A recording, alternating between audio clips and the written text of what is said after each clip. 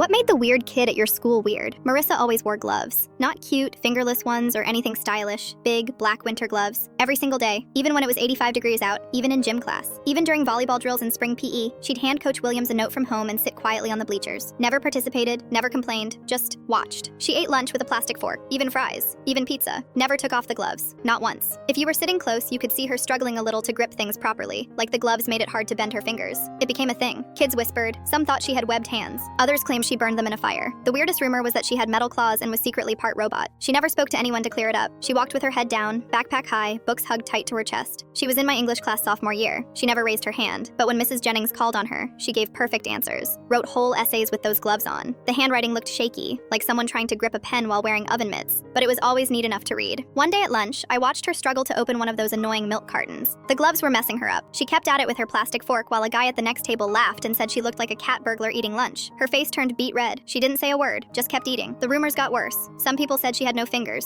Others said her hands were covered in prison tattoos. The most popular theory? She had some kind of monster skin disease that made her hands look terrifying. Everything changed during 8th grade career day. Each student had to give a short presentation about a job they wanted. Marissa picked veterinarian. She got up at the podium, clearly nervous, fidgeting with her water bottle. About halfway through, she accidentally knocked it off. She bent to pick it up, and her left glove snagged on the edge of the podium. The glove slipped off, and what we saw wasn't claws or burns. It was worse. Her fingers were bent, like impossibly bent. Two were taped together. Her pinky and ring finger twisted sideways like they'd healed in the wrong direction. Her middle finger had tape wrapped around the whole thing. The room went dead silent. Someone in the back whispered, "Oh my God." Marissa shoved the glove back on faster than I thought humanly possible, grabbed her papers, and bolted out of the room. Mrs. Henderson tried to keep things moving, but no one cared about the next kid's dream of becoming a graphic designer. We were all frozen. That afternoon, I saw her best friend Amy talking to Mrs. Henderson by the lockers, crying. They kept glancing toward the bathroom where Marissa had been hiding for almost an hour. I didn't hear the conversation, but Henderson's face went pale. By Friday, the truth came out. Amy had told the teacher what was really going on. Marissa had been living with her mom's new boyfriend, Derek, for the past year. Every time she did something he didn't like, talked back, watched TV too loud, forgot a chore, he broke a finger, just snapped it like a twig. Her mom knew. She told Marissa to wear gloves so people wouldn't start asking questions. They never took her to a doctor. No splints,